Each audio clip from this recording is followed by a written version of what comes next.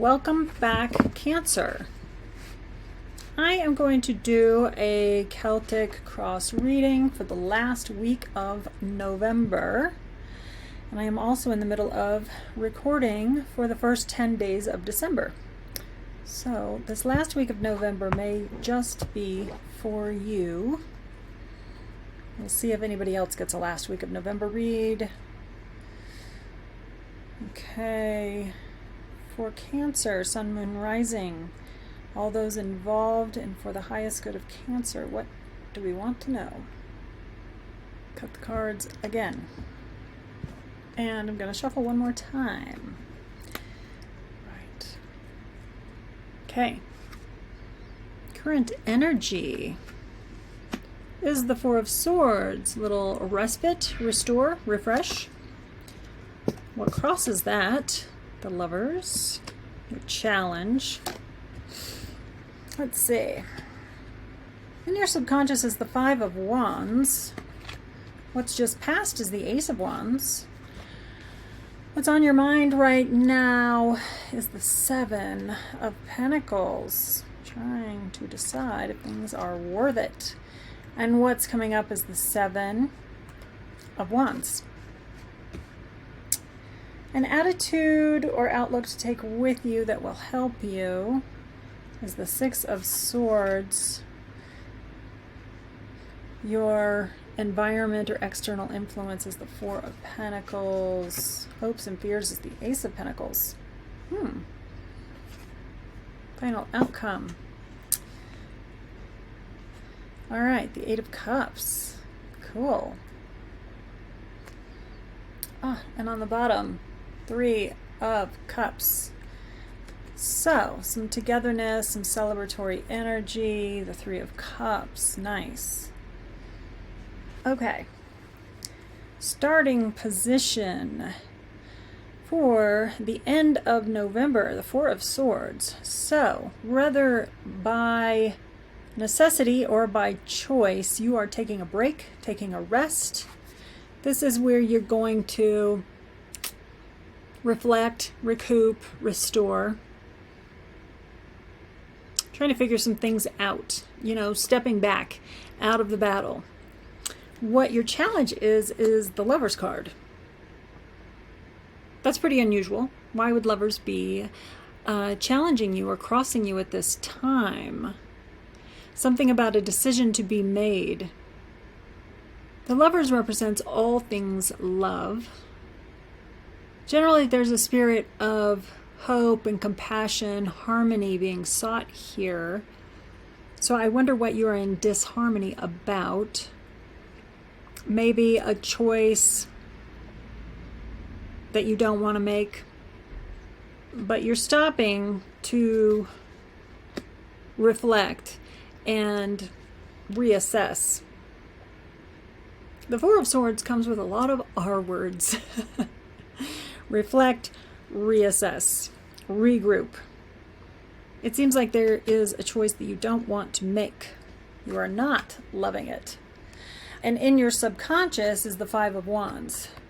There's some kind of comparison, some kind of friendly battle going on. The Five of Wands is generally honing your talents. They're not fighting with swords. I think this is a time you're defining what works, what doesn't. But there's a friendlier way to do that, don't you think? Than to be in battle, be in competition, be in comparison. There's something, this down here, the subconscious is sort of like this, where is the undertow? What's pulling you? What's sitting in your back brain? And there's some kind of jousting, fighting, something going on. And at the forefront of that is that something has reaped some rewards, and you're asking yourself, is it worth it? Has the journey been worth it? Has the work been worth it?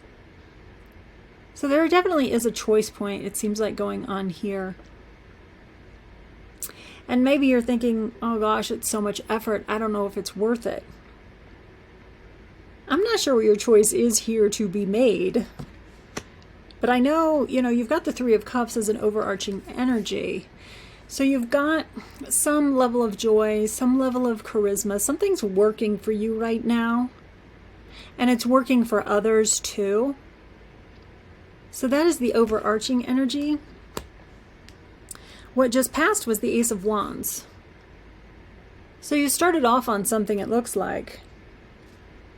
Something really great.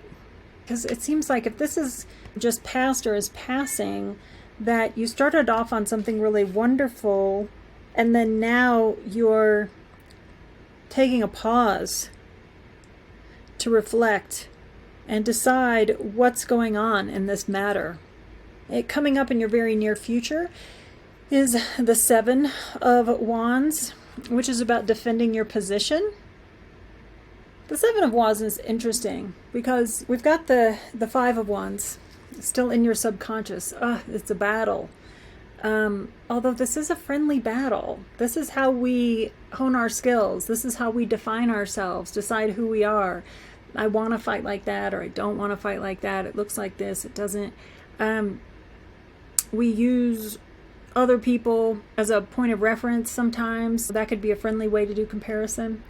The Six is a victory. I don't see the Six of Wands anywhere here. So you haven't met with victory. It just seems like that you've put in some work. You've probably actually had some success. And now you're wondering, is it worth it? It looks like you're going to defend the success that you've had. So keep going. You're strong enough, you're able enough, and things will work out for you. After this, the Eight is that he is tired. The Eight of Wands is always an interesting card because it's a card of success, but he's built a safe boundary wall, but he's tired, he's battered, and he's bruised. But it's because he was able to engage in the act of defending himself, defending his success, and he gathers up the wands from the others, and he's able to build some boundaries around himself with that. So if you keep going, and it seems like you will, then what have we got here? Looks like the Ace of Pentacles, another ace.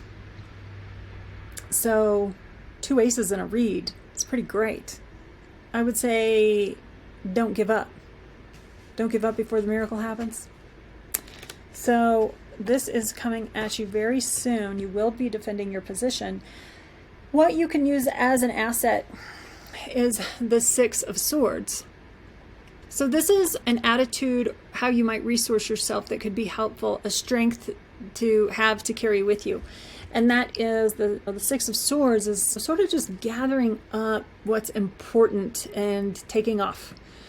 So keep your mind focused on what is important to you.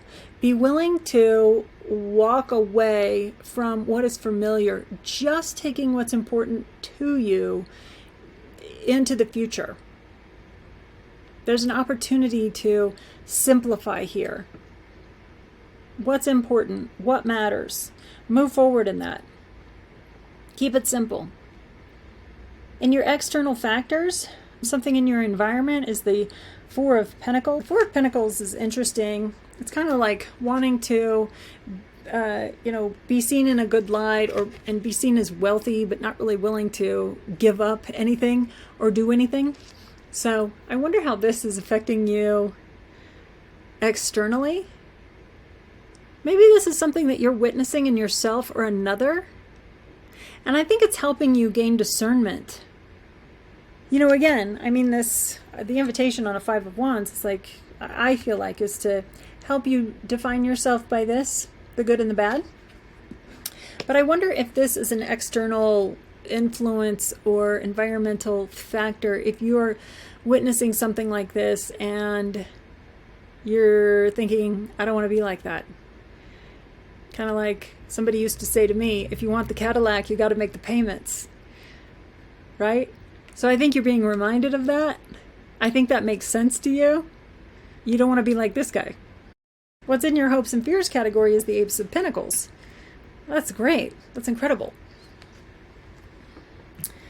But hopes and fears, always an interesting category. The Ace of Pentacles is clearly an opportunity. But because we have Ace of Pentacles here, unlike the Ace of Wands, which is like magic, the Pentacles is something that's more real world, feet on the ground kind of thing. So there's a little bit of persistence and real world stuff that needs to be done. You have to take the path, go under the arch. But as this applies to a fear, what does that mean? I mean, are you afraid you aren't going to want to do the work? I mean, the outcome is the Eight of Cups, which seems sort of like wah-wah, but really the Eight of Cups is nice.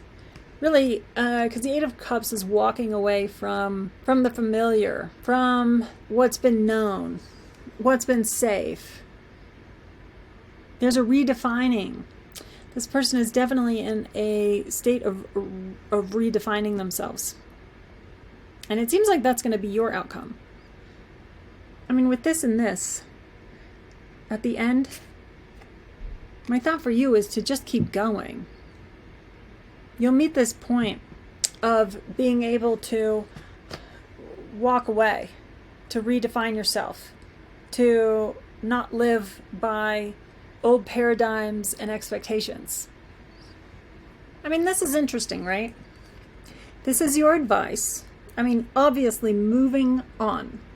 Only moving on with what's important.